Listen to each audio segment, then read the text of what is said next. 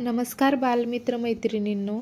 आज आपण महाराष्ट्राच्या मातीचे मानबिंदू, स्वराज्य संस्थापक छत्रपती शिवाजी महाराज यांच्याबद्दल अतिशय सुंदर आणि कडक भाषण पाहणार आहोत, जेणेकरून 8वी 9वी 10वी या मोठ्या वर्गातील मुलांना भाषणासाठी हा व्हिडिओ उपयुक्त ठरेल. त्यांना दुसरे कोणते व्हिडिओ पाहण्याची गरज नाही. तर आता आपण आपल्या भाषणाला सुरुवात करूया. सन्माननीय व्यासपीठ, गुरुवर्य आणि माझ्या मित्रमैत्रिणींनो, आज 19 फेब्रुवारी छत्रपती शिवाजी महाराज यांचा जन्मदिवस. सह्याद्रीच्या कड्या कपाऱ्यांनाही पाझर फुटेल, डोंगर माथ्यांनाही घाम फुटेल, झाडे झुडपे आणि विशाल नभालाही ज्याच्यापुढे झुकावे लागेल, असा रयतेचा राजा, महाराष्ट्राच्या मातीचा मानबिंदू, स्वराज्य संस्थापक छत्रपती शिवाजी महाराज यांना त्रिवार मानाचा मुजरा, त्रिवार मानाचा मुजरा. सह्याद्रीच्या कुशीतून एक हिरा चमकला, भगवा टिळा चंदनाचा शिवनेरीवर प्रगटला, हातात घेऊन तलवार शत्रूवर गरजला, हातात घेऊन तलवार शत्रूवर गरजला. महाराष्ट्रात असा एक राजा होऊन गेला, महाराष्ट्रात असा एक राजा होऊन गेला. 19 फेब्रुवारी 1630 साली सोनियाच्या दिवशी शिवनेरीवर तोफांचा कडकडाट झाला. सनई चौघडे वाजले, साऱ्या आसमंतात आनंदाची उधळण झाली. या थोर दिनी माँसाहेब जिजाऊंच्या पोटी बाळ शिवाजी जन्माला आले. त्यांच्या वडिलांचे नाव शहाजीराजे भोसले, आईचे नाव जिजाबाई भोसले. शिवराय लहानपणापासूनच अत्यंत हुशार आणि चाणाक्ष बुद्धीचे होते. जिजाऊंनी त्यांना रामाच्या, कृष्णाच्या, अर्जुन आणि शूरवीरांच्या गोष्टी सांगितल्या.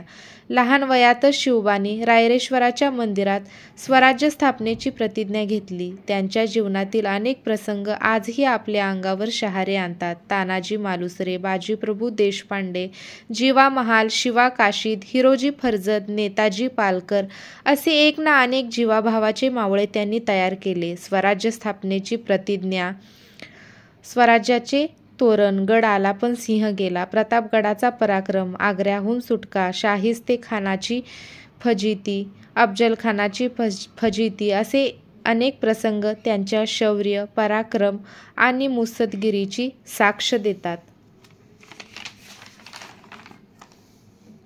म्हणूनच पालकांनो, आपल्या नव्या पिढीला एक वेळ मोबाईल कसा वापरावा हे नाही शिकवले तरी चालेल, पण छत्रपती शिवाजी महाराजांचा इतिहास जरूर शिकवावा.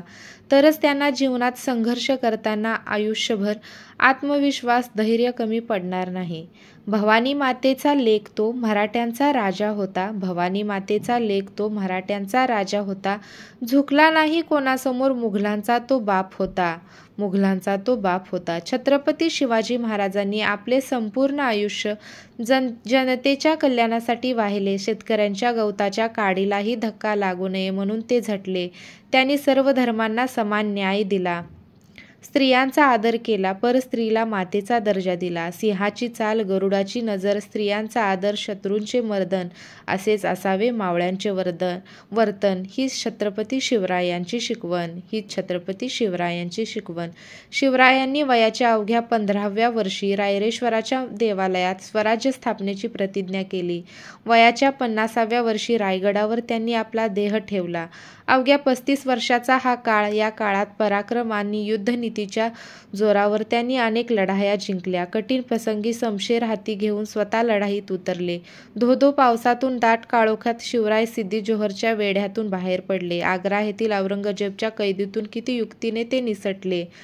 त्यांच्यासारखा धाडशी आणि मुत्सद्दी सेनानायक सापडणे कठीण. म्हणूनच म्हणावेसे वाटते, विजेसारखी तलवार चालवून गेला, निधड्या छातीने हिंदुस्थान हलवून गेला, वाघ नक्याने अफजलखानाचा कोतळा फाडून गेला, मुठभर मावळ्यांना घेऊन हजारो सैतानांना नडून गेला, स्वर्गात गेल्यावर देवाने त्याला झुकून मुजरा केला, असा एक मर्द मराठा शिवबा होऊन गेला, असा एक मर्द मराठा शिवबा होऊन गेला.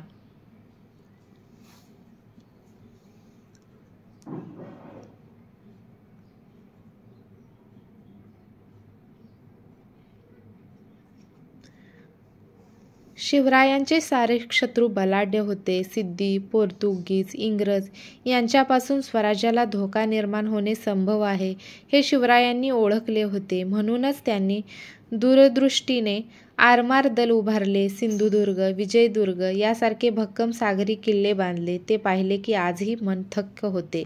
महाराजांनी 30 व 35 वर्ष सतत कष्ट केले होते. त्यांना कधीच विश्रांती मिळाली नाही. तारीख 3 एप्रिल 1680.